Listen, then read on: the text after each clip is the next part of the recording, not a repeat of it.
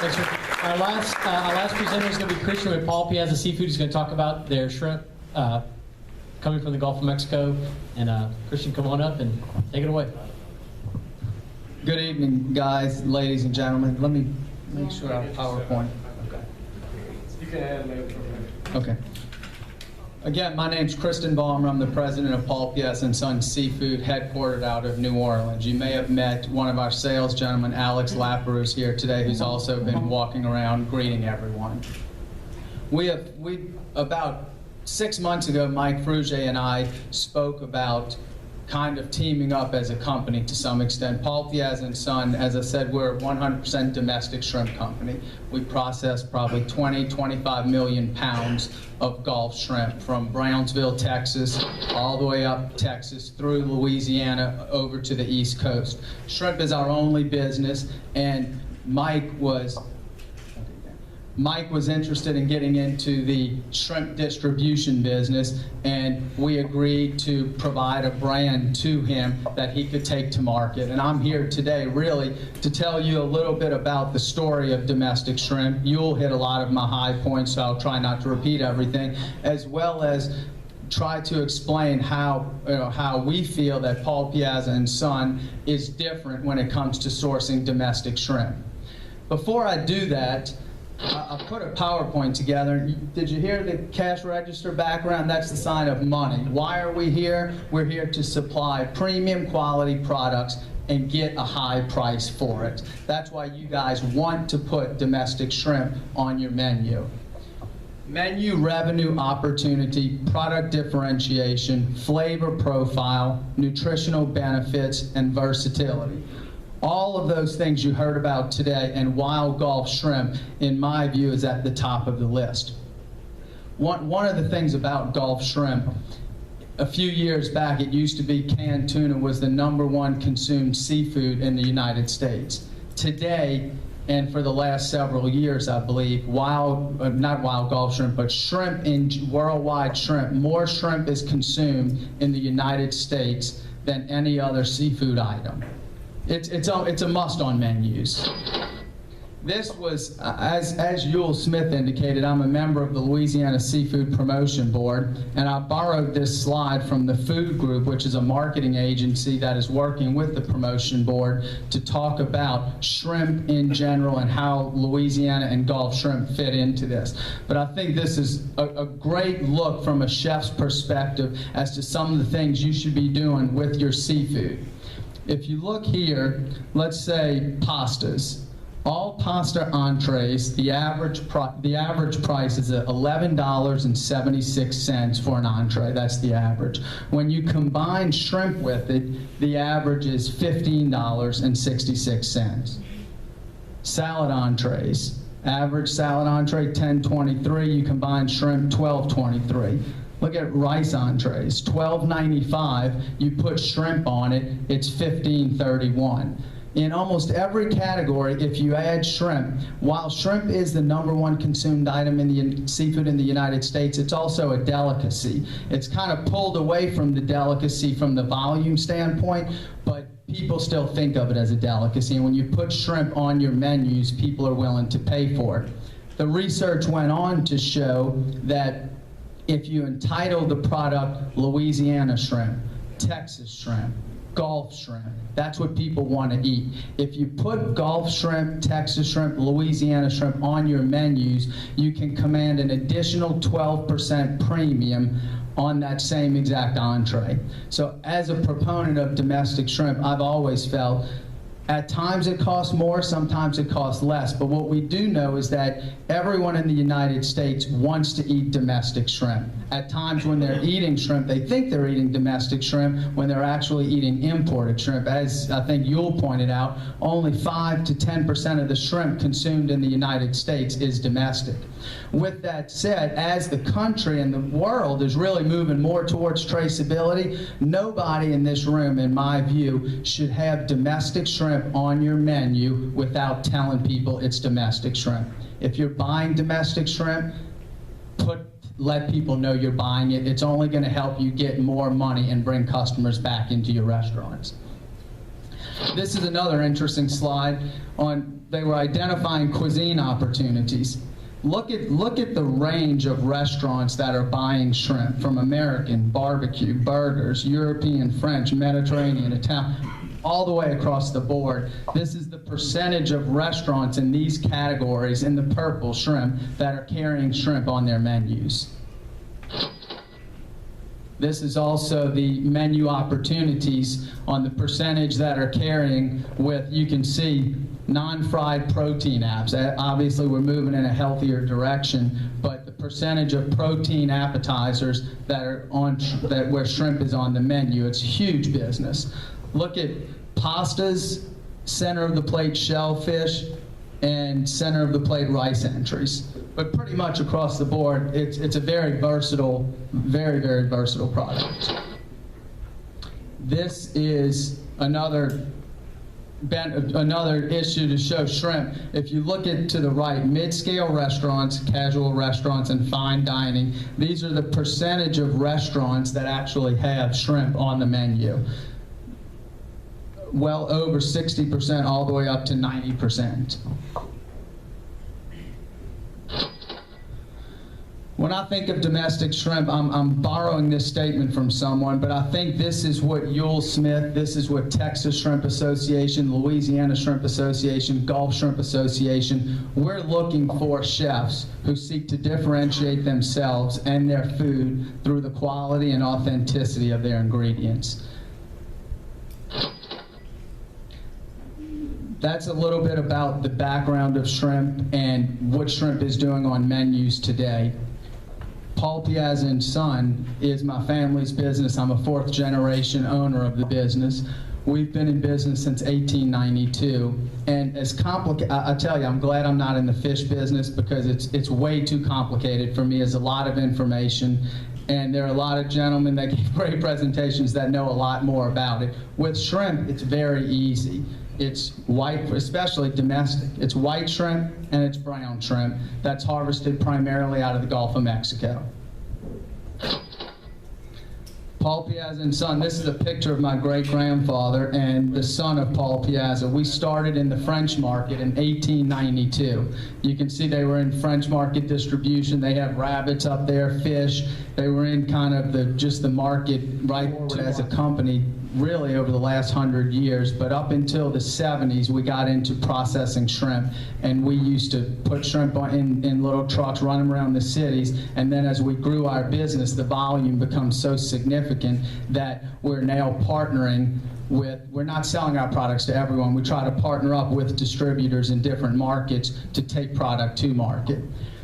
Hurricane Katrina, you heard Yule mention a little bit about Katrina. During Hurricane Katrina, we suffered probably a $14 million loss. One of the things in our industry is that we have to carry year-round inventory in a relatively seasonal fishery, because one of our guarantees to our customers are, while it's not fresh, and we're going to talk about fresh later, that we'll carry year-round availability in all sizes. So every day of the year, you'll have shrimp if you order it from Fruge, or from Fruge in this market.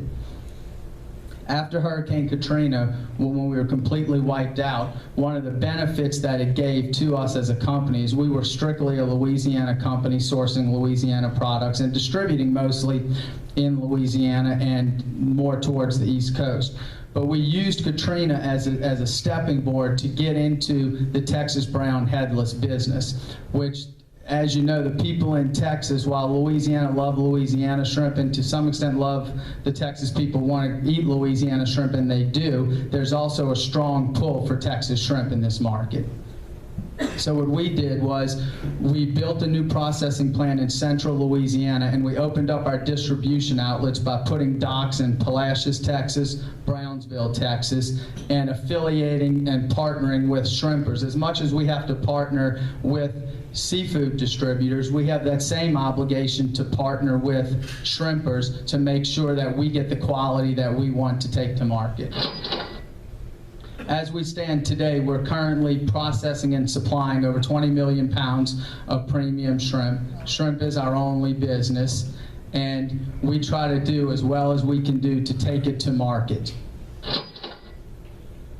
Why Paul Piazza and Son? What do we do that we believe takes us above and beyond some of our competitors in the industry? Because let's face it, there's a lot of people, although it's a small industry, 120 million pounds, there's a lot of competition and the prices are constantly moving.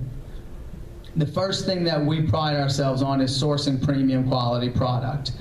And you know, when you talk about vertical integration, what does vertical integration mean? Is it possible for a company that processes 20 million pounds to own all of our own boats? Absolutely not. You wouldn't have enough money to do that. But what we do is, for example, in Brownsville, Texas, we went into Brownsville, Texas, opened a dock, partnered up with 75 boats. While we don't own those 75 boats, we buy the fuel in about 75 of them. So sometimes I wish I owned them, but I don't.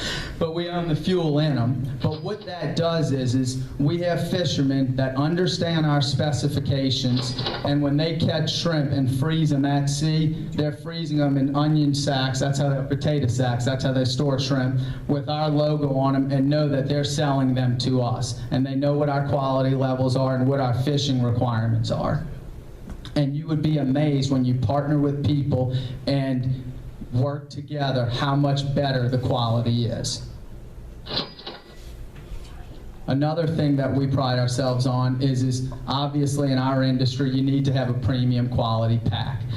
And this is very important. It's very easy for anyone to stand up and say, we pack in USDC certified plants. We have guaranteed stated weights, guaranteed stated counts, uniformity ratios, and so forth. But actually, the hardest thing in life, and we've gone through it as a company, it's one thing to say a lot of things, but executing is a completely different issue. Can you do what you say you can do on a day in and day out basis? And I can promise you, as a supplier to Fruge, we try every single day to improve and increase the quality of our products. Stated weights and counts, in my view, in this industry is a given. If you buy 1620 brown headless, it's going to count 18, 19, 17, depending on how the shrimp are running. It's going to easily weigh over 5 pounds. And the uniformity, let me see if I have a picture of uniformity. I was out in our plant when I was preparing this, and the camera is kind of on an angle, but I took 5 pounds of our Texas brown shrimp right out of the box and laid them out. And as well as a machine can grade shrimp, as a restaurant, as a chef or a restaurant owner or a manager, the one thing you want is these were 1620s. When you buy a 1620 shrimp, you don't need 5 10-15s and 10 26-30s in the batch, because at the end of the day, the customer who gets the plate with the smaller shrimp is going to feel like he got cheated, and it's just a lot easier, especially for restaurants, to keep every shrimp as close as you can get. It's not perfect. There's a range, right? If you take 20 divided by 16, that's your uniformity ratio, basically. It shouldn't be much higher than a 1:5. We make a point in our plants that uniformity ratio, if it's ever higher than a 1.5, we rerun the product. Typically, we get 1.1s, 1.2s, 1.3s. Food service is our primary business, and we understand that uniformity is very important at the restaurant level. Another thing that we're taking serious let me back up real fast and talk. I told Richard I would talk about this as well. When you're being priced items, a lot of times people say, look, I don't care, but I don't care that your price is 10 cents more. The competitor's product works fine and it's all the same, so just give me your best price, give me your best price, give me your best price. The amount of cheating in the industry can affect the price so significantly. For example, let's take a 1620 count shrimp. If a 1620 count shrimp, number one, if it counts 21, 22, it's the spread between a 1620 and a 2125 is 50 cents about right now in the market. So that's 50 cents a pound if it's off count. Another thing is I told you we pick soft shells and pieces or quote unusable shrimp that when you thaw out you can't actually use. If that's got 2 or 3 or 4 ounces, you're looking at another 15, 20 cents a pound. Then if you take weight, if you thaw out a box of shrimp and it weighs 4.75, and most people in their kitchens, they don't weigh it, so because it just takes too much time and everyone's too busy, which is why you have to make sure you're buying from someone you trust, because you can't check them every time. But if you take, if you take a $3 shrimp and it costs $3 a pound, and the shrimp only weighs 4.5 pounds, you're actually paying $3.30 a pound. You start adding up the 50 cents, the 30 cents, the 20 cents. Next thing you know, you could be buying shrimp that you think's the same quality as what Fruge is offering, and it could potentially be 50, 70, 80, 90 cents a pound cheaper quality. So to the extent you can pay attention to your quality, Mike is very committed to quality, and it's why it's a good partnership, because at our company, we are very committed to quality. We stand behind our products 100%, and we want you to check our products. Over the last few years, sustainability has become another issue. Number one, the wild-caught domestic shrimp industry is a very sustainable product. You should be proud to let people know that and to put it on your menus. There's the Texas Department of Agriculture, Louisiana Wildlife and Fisheries, NOAA, they all monitor the seasons of shrimp to determine that, to make sure that it's not overfished. They open and close seasons, and we've been catching, as an industry in the Gulf, about 100 to 120 million pounds for the last, since they've really been recording it. Whether we have 10,000 fishermen or 3,000 fishermen, with oil prices going up and down, the fact of the matter is that we're continuing to land over 100 million pounds every year, despite a lot of issues with hurricanes and fuel prices and so forth. So the federal government and the state governments have done a very good job to make sure that it's not overfished. Paul Piazza and Son has also taken one step further beyond the sustainability. We've actually partnered with Sustainable Fisheries Partnership, which is a nonprofit company that partners with retailers and restaurant groups and so forth to make sure that they're sourcing their products from sustainable resources. What we did was we went down to Brownsville, Texas, where a lot of you guys probably get shrimp or get shrimp that's caught in that region. And we partnered up with all of our boats that fish for us. They all signed conservation covenants where they agreed to third-party audit of their vessels at all times. They agreed to make sure at all times they're fishing with proper turtle excluder devices, proper bycatch reduction devices, and they've just taken one step towards more accountability for what they land. And again, as I said before, if you're partnering with the right fishermen, as a processor, I can't make the shrimp pretty if they don't come in pretty, right? We have to get premium quality product, and then at that point, all I can do is make sure I get the soft shells out, because shrimp molt just like soft shell crabs. Get the pieces out that are broken when they're being handled, and make sure the weights and the counts and the uniformity are right, and then take it to market at competitive pricing. I want to talk a little bit also about a lot of what Fruge does, and a lot of distributors in the fish business talk about is fresh fish. Can we get fresh shrimp? What's the deal with fresh shrimp? And if you've asked that question before, the reality of the shrimp industry is that most of the shrimp that are caught at sea are caught on freezer boats and are frozen fresh at sea. That's a good thing. Call it locking in the freshness, call it what you want, but if you were to talk to my dad or my uncle that would, operated the business for years, and some of the people that are older may remember this, there used to be a time when bringing in shrimp with black spots and melanosis was the norm, right? It was all ice boat shrimp, ice boat fishermen that had ice boats that were going out for a few days at a time, and the problem was they were catching pretty shrimp when they come out of the water, but they were putting them in their boat, putting ice on them, then catching pretty shrimp again. Next thing you know, the shrimp on the bottom don't look as pretty as the shrimp on the top 2 days later.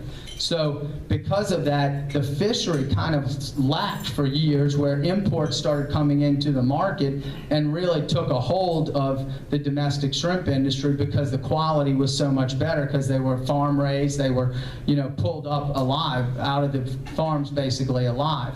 Since that time, and since the the freezer boats came into play and more fishermen started investing in them. Now 90–95% of your premium quality center of the plate white headless and brown headless is all freezer boat. Consequently, the shrimp looks like it was just landed and it tastes delicious. You know what? My wife and I, we take a trip every year to Florida with some of our friends, and every year I bring 5 or 10 pounds of frozen shrimp. We thaw them out in the hotel and we have barbecued shrimp. And every time I do it, and I'm not kidding, every time I do it, the couple that's with us said, man, where can we get good shrimp like this? And are these really frozen? The connotation, for whatever reason, maybe it's because of the fish connotation, is that frozen shrimp are not as good as fresh shrimp. The fact of the matter is, in my view, that's not true. Frozen shrimp is very good if it's well taken care of, if it's not abused by chemicals. It is a very good item that will have a better shelf life and will last longer in your restaurants.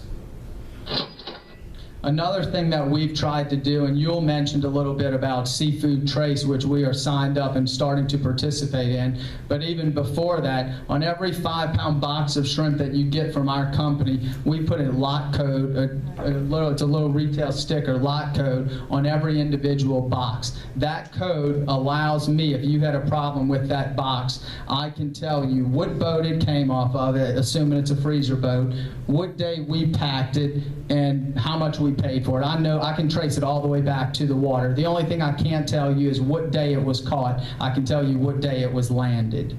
We put those same lot numbers on our master case, so when you're getting product, I know exactly what you have. The Seafood Trace register system with the quick reference codes, which will be our next step moving forward, will allow you to know what you have. Availability, as I mentioned, one of the things about being in the domestic shrimp business is it's an expensive item, it's a plentiful item, and to service customers like you guys and to put Gulf shrimp, for example, on your menus on a year-round basis, you have to know that you can continually get it. As a company, we spend a lot of time and effort in investing in our inventory. When we pack shrimp, we pack, and really now the Texas shrimp season on headless, it opens July 15th and it runs all the way till March. So we're packing and inventorying every size to, as long as it's coming out the water, we're going to have year-round availability. So I encourage everyone in here, if you're buying domestic shrimp or looking to differentiate yourselves, please give Domestic Shrimp a call and Fruge, and we will do our best to have it priced competitively and have it priced on a year-round basis. Does anybody, before I close, have any questions? This is a picture of the Fisherman's Gold label that we'll be putting shrimp in for Fruge. It's currently has not been placed in this market to date. Does anybody have any questions? No? These are just pictures of the plant. That concludes my presentation. If anybody has any questions afterwards, I'd love to talk to you about it, but I'm sorry I was last, but thank you for your time.